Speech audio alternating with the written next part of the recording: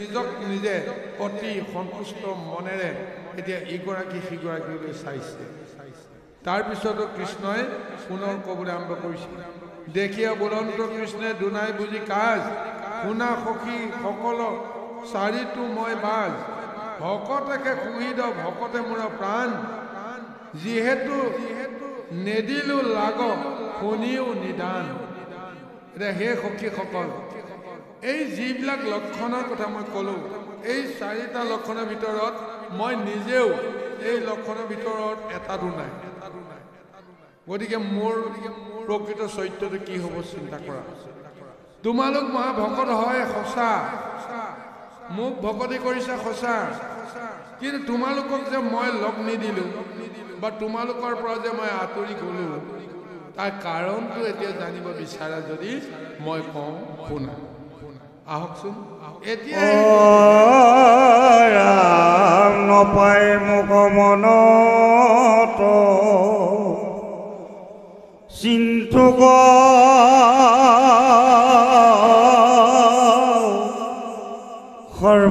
সৰ্বক্ষণে নিদু দেখা ভকতক এহিহে কাৰণে ৰামধে জনধনী বিহবল ধন কহ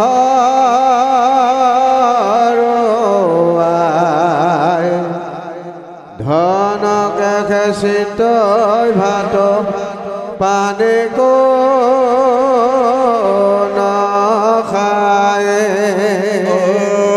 ৰাম সেই মতে তুমি হব মোৰ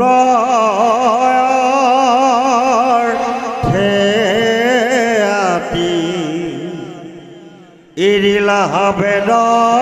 ধৰ্ম পতি পুত্ৰ জ্ঞাতি ৰাম আমাকে কৰা হবে স্নেহ বিপৰীত হে নাজানা আৰু মোৰ এৰিবা কচিত ৰাম কিন্তু তোমাখাৰ প্ৰেম ভকতি বহাই কীৰ্তন শুনিয়া ফুৰো পাছতে লোকাই নকৰাব খুয়া সখী খবনিষ্ঠ জানে এই কথা থাকো কৱাৰ শুনা মানে এতিয়া এই প্ৰভু ভগৱত কৃষ্ণই গোপীসকলক কিয় তেওঁ এৰি যাব লগা হৈছিল তাৰ কথাটো তেওঁ অতি সুন্দৰভাৱে ব্যক্ত কৰিছে যে হে সখী হ'ব যে মই সঁচাকৈ তোমালোকৰ প্ৰেমত মই আসক্ত হৈ গ'লো সেইকাৰণে মোৰো বোলে সন্দেহ হৈ গৈছিল কিজানিবা তোমালোকে মোক পাহৰি যোৱা সেইকাৰণে তোমালোকৰ সন্মুখৰ পৰা আঁতৰি মইনো তোমালোকৰ হৃদয়ত আছো নে নাই মোকতো তোমালোকে হৃদয়ত বিচাৰে নে নিবিচাৰা তাৰ কাৰণে মই তোমালোকৰ ওচৰৰ পৰা আঁতৰি গ'লো সেইকাৰণে কৈছে যে নাপায় মোক মনত চিন্তুক সৰ্বক্ষণে নেদু দেখা ভকতক এহিকে কাৰণে সৰ্বক্ষণে যেন তোমালোকে মোক এৰিবৰ কাৰণে যেন প্ৰযত্ন নকৰা তাৰ কাৰণে মই চকুৰ আঁতৰৰ পৰা মই চকুৰ সন্মুখৰ পৰা আঁতৰি গ'লো আৰু লগতে তোমালোকৰ মনত এনেকুৱা এটা চিন্তা মই জগাই তুলিব বিচাৰিছোঁ, আকৰ্ষণ জগাই তুলিব বিচাৰিছোঁ। যেনেকৈ বিষয়ৰ ধনীজনে ধন যদি কিবা কাৰণত হেৰুৱায়, ধনৰ আকৰ্ষণত তেওঁ যেনেকৈ বিফল হৈ পৰে, তদ্ৰূপ ভকতিৰ ধনৰ যেতিয়া কিবা কাৰণত ক্ষয় হয় বুলি ধাৰণা কৰা যায়, তেতিয়াহ'লে তেওঁৰ মনত কেনেকুৱা এটা অৱস্থা হ'ব। সেইকাৰণে কৈছে, সেই মতে তুমি হ'ব মোৰ অৰ্থে আতি এৰিলা বেদ ধৰ্ম পুত্ৰ প্ৰতিপুত্ৰ জ্ঞাতি। এতিয়া মোৰ প্ৰেমত আসক্ত হৈয়ে তোমালোকে নিজৰ স্বধৰ্ম আচৰণৰ কথা ত্যাগ কৰিলা। গৃহস্থী ধৰ্ম, স্বামী, পিতা মাতা সন্তান এই সমস্ত সেৱা শুশ্ৰূষাৰ যিটো বেদ ধৰ্ম, গৃহস্থ কৰ্ম, মোৰ নাম লোৱাৰ লগে লগে, মোৰ মুৰলী ধ্বনি শুনাৰ লগে লগে সমস্ত তোমালোকে ত্যাগ কৰিলা। গতিকে তাৰ পিছতো তোমালোকে মোক যদি সৰ্বখনতে লাভ কৰা, তেতিয়াহ'লে মোৰ প্ৰতি তোমালোকৰ অৱহেলা হ'ব নেকি? মই সন্মুখত থাকিলে ভিতৰত থকাজনক তোমালোকে পাহৰা নেকি? যাৰ কাৰণত মই তোমালোকৰ পৰা আঁতৰি গ'লোঁ। কিন্তু দেখাতহে মই আঁতৰি গৈছোঁ, মই তোমালোকৰ পৰা একেবাৰে দূৰলৈ যাব পৰা নাই। তোমালোকৰ পিছে পিছেই মই ঘূৰি আছোঁ। কাৰণ তোমালোকৰ মনৰ পৰা, মুখৰ পৰা মোৰ গুণনাম কীৰ্তন যেতিয়া তোমালোকে কৰি আছিলা, তেতিয়া সেই গুণনাম কীৰ্তন তোমালোকৰ লগতে থাকি মই আনন্দ মনেৰে মই শ্ৰৱণ কৰি মহা সুখী হৈ আছিলোঁ। সেইকাৰণে তেওঁ যে কৈছে, নকৰা অসূয়া সখী হ'ব নিশ্চয় জানি, ই কথা থাকিব আৰু শুনা সত্যবাণী। গতিকে মোৰ প্ৰতি যদি কিবা কাৰণত অসন্তুষ্ট আছিল, তেতিয়াহ'লে সেই সমস্ত কথা এতিয়া বাদ দিয়া। মই অভিমান কৰি তোমাৰ পৰা আঁতৰি গ'লোঁ বুলি ভাবি যদি মোৰ ওপৰত ৰুষ্ট হৈ আছিলা, বাদ দিয়া। মই যিহেতু আহিলোঁ, অহাৰ কাৰণ এটাই যে তোমালোকে মোক নেদেখি যেনেকৈ তোমালোকে সৰ্বচিত্ততে মোক তোমালোকে এটা ৰূপ দিলা, যাৰ কাৰণত এতিয়া তোমালোকৰ পৰা মই আঁতৰি যাব নোৱাৰোঁ। এইটোৱে হৈছে ভগৱন্ত আৰু ভকতৰ খেলা। ভগৱন্তে কোনো কাৰণতে ভকতৰ হৃদয় এৰি গুচি যাব নিবিচাৰে। কিন্তু যেতিয়াই তেওঁ চিন্তা কৰে যে মোক ভকতি কৰি মোৰ লগত লীন যাব পৰা যিটো ব্যৱস্থা ভকতে পাব লাগে, যদি কিবা কাৰণত বিষয়ৰ মোহত তেওঁ মোহিত হৈ পৰে, তেতিয়াতো তেওঁ মোৰ কৃপা নাপায়। গতিকে যেনেকেই নহওক, তেওঁৰ অন্তৰত থকা সেই বিষয়ৰ অহংকাৰ বোধখিনি মই নাইকিয়া কৰিবই লাগিব। যাৰ কাৰণত প্ৰভু ভগৱন্তে লীলা কৰি ভকতৰ অন্তৰত দুখ দিয়াৰ চলেৰে ভিতৰত থকা মহা অপৰাধ বোধখিনি বা দুখখিনি আঁতৰাই আনি পবিত্ৰ কৰিবৰ কাৰণেহে যেন ভকতক ভগৱন্তে বিষয়ৰ দুখ দি পৰীক্ষা কৰে। আজি গোপীসকল এই মুহূৰ্তত তেওঁলোকে পৰীক্ষাত উত্তীৰ্ণ হৈছে, ভগৱন্ত সন্তুষ্ট হৈছে। এতিয়া ভগৱন্তে তেওঁলোকৰ ওচৰত কাতৰ অনুৰোধ কৰিব লগা হৈছে, মোক যদি কিবা কাৰণত তোমালোকে ভুল বুজি আছা, সেই সমস্ত কথা পাহৰি যোৱা, মই তোমালোকৰ কেতিয়াও এৰি যাব নোৱাৰোঁ। কৃষ্ণ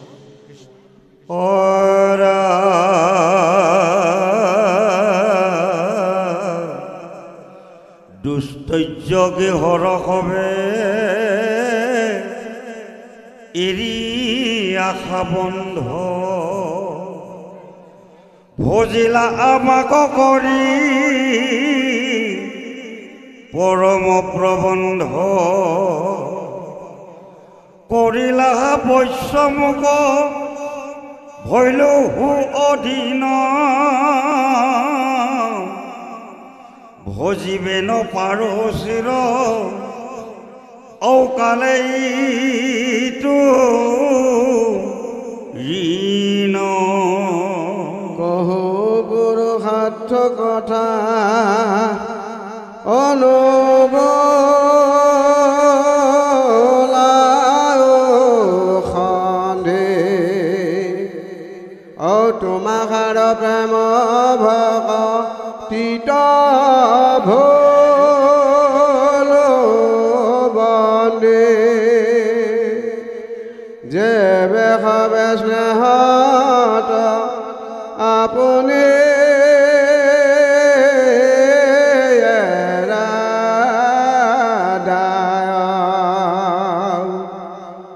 তেবে খেনি ধাৰি হওঁ ঋণ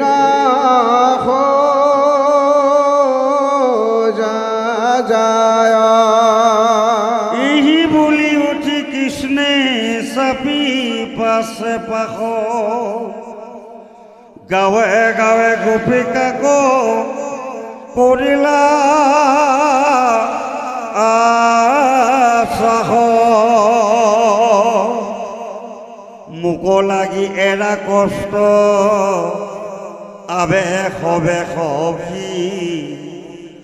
নসহে হৃদয় তোমাৰ সাৰ দুখ দেখি ফুৰন্ত মুখক মাজে আপোনাৰ হাতে কাহাকো সাৱতি ধৰি বসন্ত কোলাতে নয় সদয় নয়নে কাকো হাস্য কৰি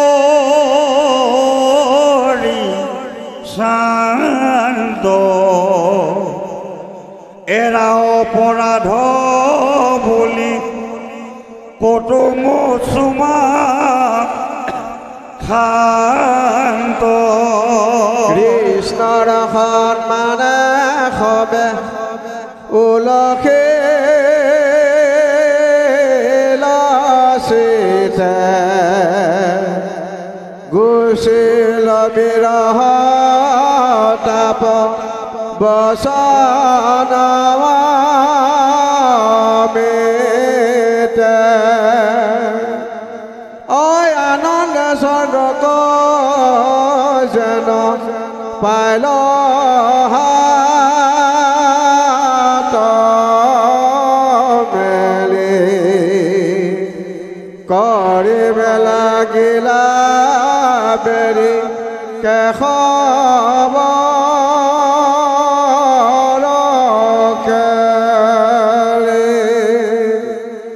কৃষ্ণৰ কিংকৰে কহে শুনা সৰ্বজন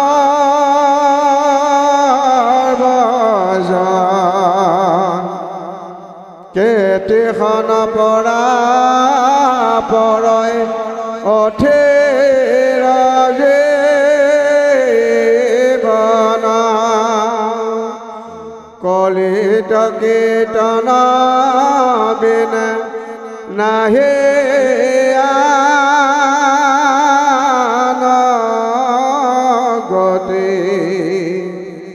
বোলা ৰাম ৰাম সবে স্থিৰ কৰে মনে হৰে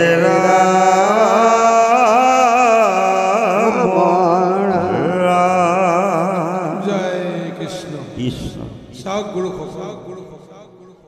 এতিয়া কৃষ্ণই নিজকে গোপীসকলৰ আগত তেওঁৰ চৰিত্ৰটো কি দেখুৱাই দিবলৈ গৈ আছে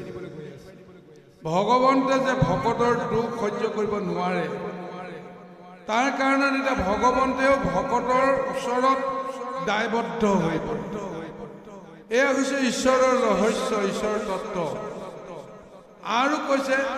ভকতৰ মনত যদি কিবা বিষয়ে দুখ থাকে সেইখিনি যেনেকেই নহওক তেওঁক দুখ গুঞ্জাই কৰি হ'লেও সেইখিনি বাহিৰ কৰি দিয়াটো ভগৱন্তৰ দায়িত্ব সেইখিনি তেওঁ কৰিব ভকতক তেওঁ দুখ দিবই এইকাৰণে দুখ দিব যে দুখমুক্ত কৰিবৰ কাৰণে বিষয়ৰ দুখটো ভগৱন্তে ভকতক দিয়ে কিন্তু যেতিয়াই ভকতৰ বিৰহত যেতিয়া বেদনাত যেতিয়া হাহাকাৰ কৰি থাকে তেতিয়া ভগৱন্তেও কেতিয়াও শান্তি থাকিব নোৱাৰে সেইকাৰণে আজি গোপীসকলক কৈছে যে মোৰ কাৰণে তোমালোকে বিষয়ৰ সমস্ত সু সম্পদ জন ধন সকলো ত্যাগ কৰি মোকেই ভজিলা আৰু তাৰ পিছত তোমালোকৰ মহাভক্তি দেখি এতিয়া মই তোমালোকৰ ওচৰত ঋণী হৈ গলো মই এতিয়া বৈশ্য হৈ গলো তোমালোকে যি বিচাৰা মই তাকেই দিবলৈ বাধ্য হওঁ তোমালোকক মই যিটো দায় দিলো মনত যে দুখ দিলো মই যে আঁতৰি যোৱাৰ কাৰণত সেই দুখৰ কাৰণত তোমালোকে মোক ক্ষমা যদি নকৰা মই আৰু কোনো দিন মই নিৰ্ধাৰী নহওঁ মই ধৰুৱা হৈ থাকিম তোমালোকে যদি মোক ক্ষমা কৰা তেতিয়াহে মই যেন মই ধাৰৰ পৰা মুক্ত হ'ব পাৰিম সেইকাৰণে কৈছে তোমাখাৰ প্ৰেম ভকতিত ভৈলো বন্দে যেবে সবে স্নেহত আপুনি এৰা দায় তেবেকে নিৰ্ধাৰী হওঁ ঋণ খোজা যায় মোক ক্ষমা কৰিলেহে মই তোমালোকৰ ঋণৰ পৰা মুক্ত হ'ব পাৰিম এহি বুলি উঠি কৃষ্ণে চাপি পাশে পাশ গাঁৱে গাঁৱে গোপিকাকো কৰিলা আশ্বাস এইবাৰ তেওঁ নিজে আহি প্ৰত্যেকগৰাকী গোপীক হাতত ধৰি গাত ধৰি গালত ধৰি এনেদৰে তেওঁলোকক আশ্বাসিত কৰিছে এতিয়াৰ পৰা আৰু মই তোমালোকক এৰি নাযাওঁ মোৰ দুখবিলাক বৰ্জন কৰা আৰু তোমালোকে মোক দেখা পোৱাৰ পিছত যিটো আনন্দৰ অশ্ৰু এই আনন্দৰ অশ্ৰু তোমালোকে সম্বৰণ কৰা এনেদৰে আজি প্ৰত্যেক গোপিকাক যেতিয়া কৃষ্ণই হাতখন দি যেতিয়া প্ৰত্যেককে স্পৰ্শ কৰিছে এনেকুৱা যেন লাগিলে যে এজন কৃষ্ণই 1600 গোপীক যদি গায়ে গায়ে যদি এজন কৃষ্ণই যদি এনেদৰে যদি স্পৰ্শ কৰিব লাগে এনেদৰে যদি তেওঁলোকক যদি সান্তনা দিব লাগে কিমান সময় লাগিব কওকচোন বাৰু 5 মিনিটকে বুজাবলৈ যাওঁ কিমান সময় লাগিব গতিকে কৃষ্ণই এই লীলাটো আৰম্ভ কৰি দিছে এইখিনি সময়তে প্ৰত্যেকগৰাকী গোপীয়ে অনুভৱে কৰিছে কৃষ্ণই মোৰ গালতে ধুনীয়াকৈ মোক মৰম কৰিছে মোৰ গাত ধৰি মোক স্নেহ কৰিছে কিন্তু প্ৰকৃততে প্ৰভু ভগৱন্তে আধ্যাত্মিক পাৰমাৰ্থিক এই দুইটা ৰূপ লৈ প্ৰত্যেকগৰাকী গোপীকে তেওঁ হাত বুলাই দিছে যত গোপী তত কৃষ্ণ হৈ প্ৰতিগৰাকী গোপীকে তেওঁ একে সময়তে সান্তনা দিছে আৰু প্ৰত্যেকগৰাকী গোপীয়ে ভাবিছে কৃষ্ণই যেন মোকেহে বেছিকৈ আকৰ্ষণ কৰিছে মোকেহে তেওঁ যেন সান্তনা দিছে স্পৰ্শ কৰিছে এনেকুৱা এক অনুভৱ কৰি এতিয়া তেওঁলোকৰ হৃদয় সাত পৰি যোৱাৰ বাহিৰে অন্য এক নাই সেইকাৰণে কৈছে মোক লাগি এৰা কষ্ট আৰু সবে সখী নসহে হৃদয় তোমাখাৰৰ দুখ দেখি এনেদৰে আশ্বাস মানি কৰি কৰি কাকুতি কৰিব লগা হৈছে তোমালোকে যদি দুখ সম্বৰণ নকৰা তেতিয়াহ'লে মোক যে তোমালোকে ক্ষমা কৰা নাই মই বুজি ল'ম আৰু তেতিয়া মোৰ অন্তৰটো যিটো দুখ হ'ব সেই দুখকো মই গুচাব নোৱাৰোঁ ঠিক তেনেদৰে পুনৰ কৈছে ফুৰন্তে মুখত মাজি আপোনাৰ হাতে কাহাকো সাৱটি ধৰি বৈশান্ত কোলাতে সদয় নয়নে কাকো হাস্য কৰি শান্ত এৰা অপৰাধ বুলি কতো চুমা শান্ত যিগৰাকী গোপীয়ে যেনেদৰে তেওঁক অভিলাষ কৰিছে কোনোবাইজনী মনতে যদি ভাবিছে তেওঁ যদি মোক কোলাত লৈ যদি মোক মৰম কৰিলেহেঁতেন সেইগৰাকী গোপীক তেওঁ কোলাত লৈছে কোনোবাজনীয়ে যদি ভাবিছে তেওঁ যদি মোক চুমা এটা প্ৰদান কৰি